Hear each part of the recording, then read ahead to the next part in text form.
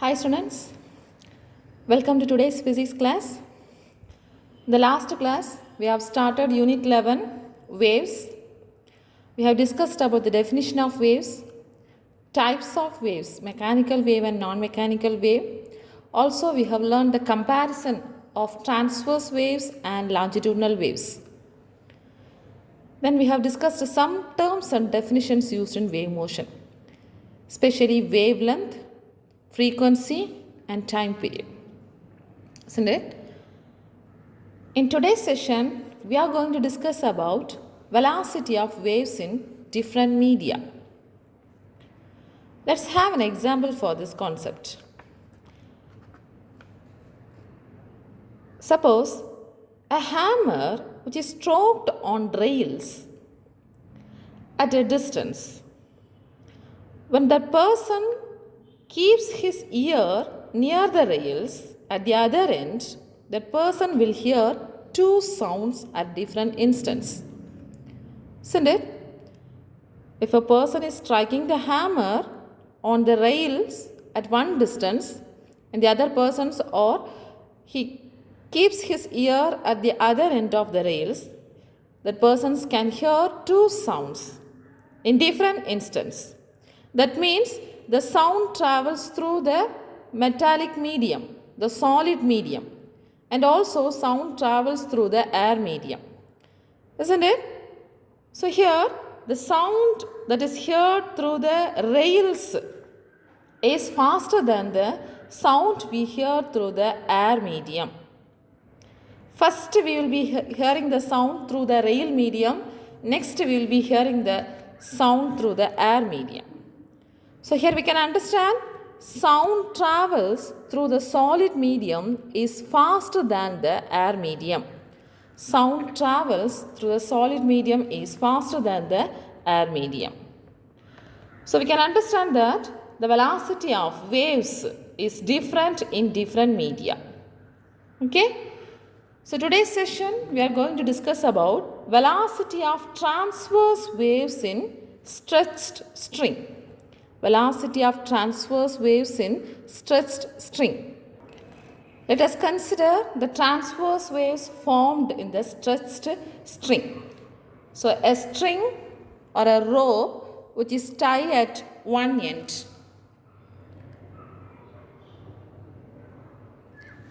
And the other end, the hands. So with the hand, we are giving the jerk in the rope. The rope, we are giving the jerk. So we will be having the pulse formation. Isn't it? Yeah. So one end we are giving the jerk, the other end the wave pulses or moves. So when we continuously giving the jerk, we will be having the continuous wave formation. So this waves moves towards one end with the velocity v. With the velocity v. Here, the pulses moves with the velocity v with respect to an observer. If the observer is at rest, the pulses are moves with the velocity v. Isn't it? Suppose an observer is moving. If he or she moves with the velocity v, then the observer will notice that the wave pulse is stationary. Because the wave pulse also moves with the same velocity with the observer's velocity. So it appears to be stationary. Understand? So now let us discuss the formula for the velocity of transverse waves in stretched string. For that, we have to consider an elemental segment in the string. So if this is a jerk given to the rope and the pulse formed in this manner. So in this pulse, we are taking the elemental segment A, B, a part of the pulse. So these are the 2 points on the string at a particular time dt. So we can have the length as dl and dm be the mass of the elemental segment. Okay. Now here we can write the linear mass density mu is given by linear mass density. Mu is given by mu is equal to dm by dl. From this we can write dm is equal to mu into dl. Okay. Here this elemental string AB which forms the curvature of the curvature, that means which looks like an arc of a circle with the center O and radius R.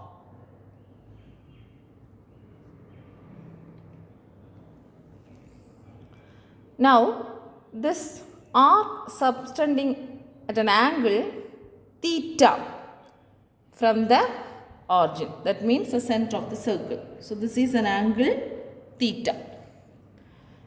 So this theta can be written in terms as an arc length. Theta is equal to dl by r. Since this is considered as a part of the circle, we can consider there is an acceleration towards the center. So we can write the centripetal acceleration by the tension in the string. The centripetal acceleration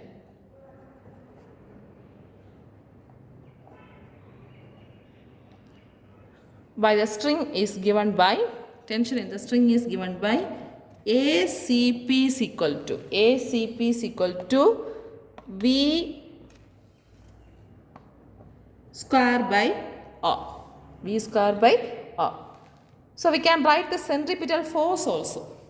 The centripetal force can be obtained by multiplying the acceleration with the mass. So centripetal force F,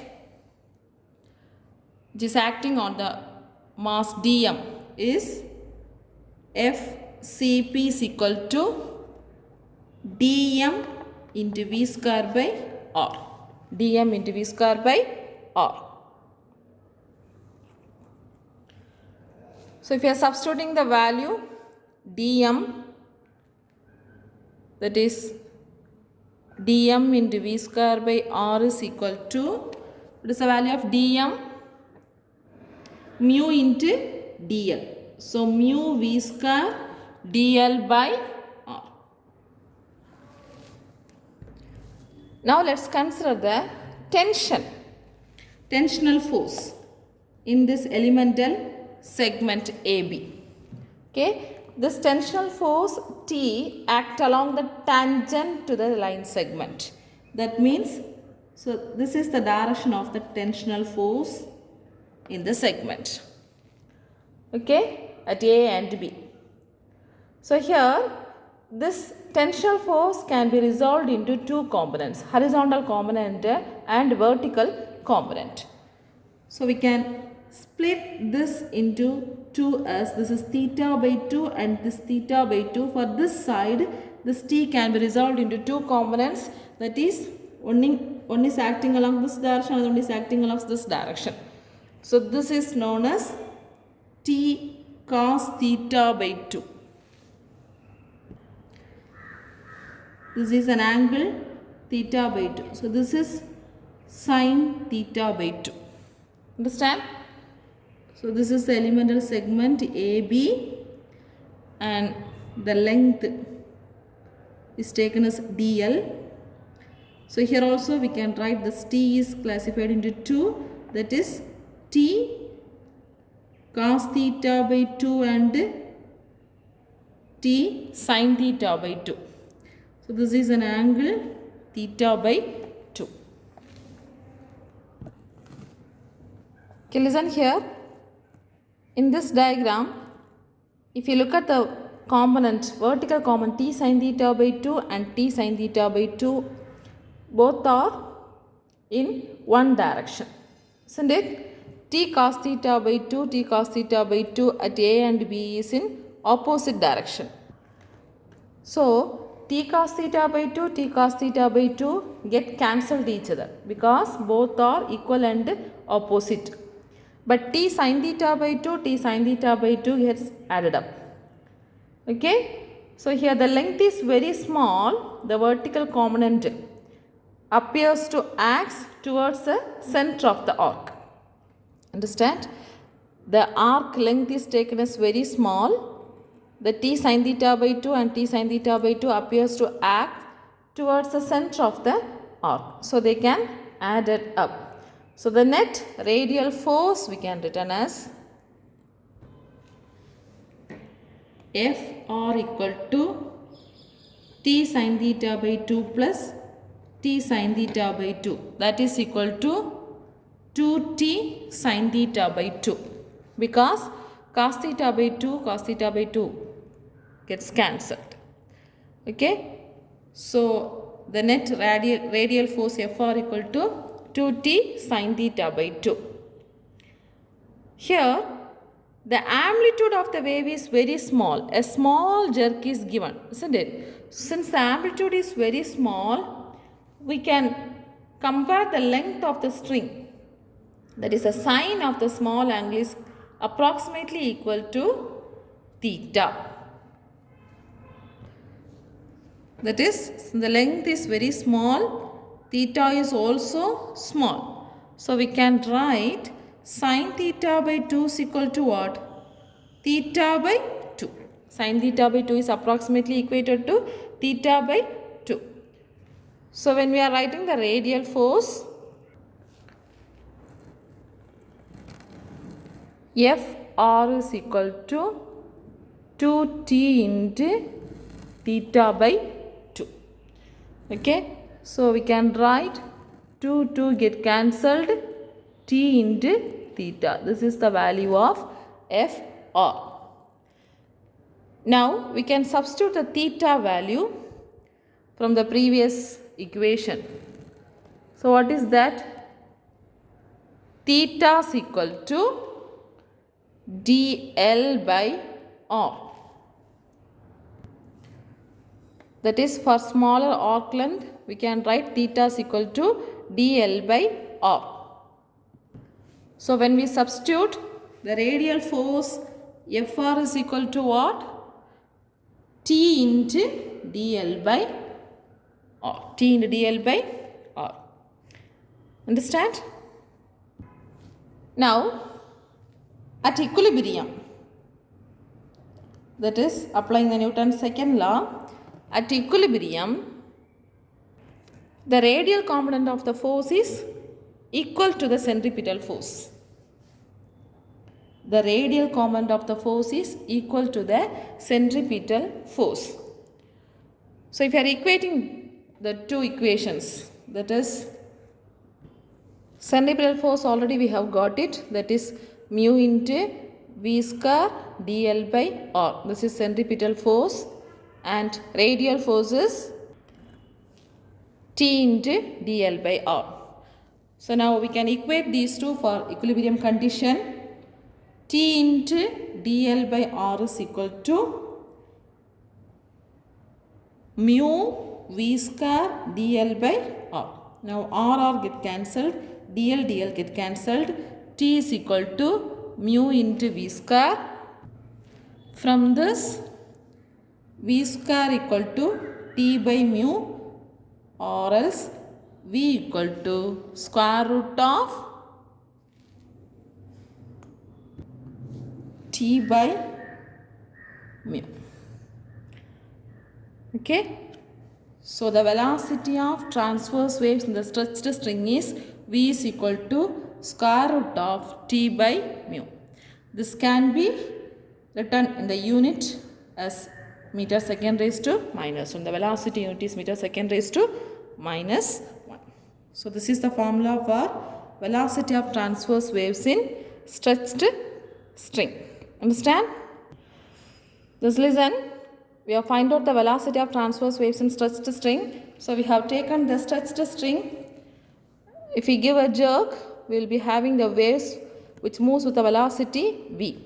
Since we are having the small element dl, AB point, we can write the mass as dm. Linear mass density mu is equal to dm by dl, or dm is equal to mu into dl. Now we can take only the elemental segment AB here, which makes a curvature, that means which looks like an arc of the center of the circle. So this is the O center and it is the radius r. So we can write the arc length as theta is equal to, this value is theta, theta is equal to this length is dl, dl by r. So theta is equal to dl by r. Now there is an acceleration towards the center, so we can write centripetal acceleration ACP is equal to v square by r. So the force experienced is centripetal force FCP is equal to dm into v square by r. When we substitute the value of dm, we will get dm v square by r equal to mu into v square dl by r. Now we can move on to the tensional force. Tensional force is acting along the tangent of the string. So the tangent, this is a tangent, this is tensional force. This can be resolved into two components. One is along horizontal, another one is along vertical. So there is a cos theta by 2 common, sin theta by 2 common. And here also t sin theta by 2 and t cos theta by 2. When we are having the net force, the cos theta by 2 get cancelled because both are in opposite direction. But sin theta by 2 get added up, and which appears to be the center of the circle. So we can write the radial force as Fr is equal to t sin theta by 2 plus t sin theta by 2. Fr equal to t sin theta by 2. Since theta is very small, we can write sin theta by 2 equal to theta by 2. That means Fr equal to 2t into theta by 2 or t into theta. Substitute the value of theta, dl by r. So Fr equal to t in dl by r. At equilibrium position, the both forces are equal, radial force and centripetal force. Just equate the two forces, we will be getting v is equal to square root of t by mu. This is the velocity of transverse waves in the stretched string. The unit of velocity is meter per second.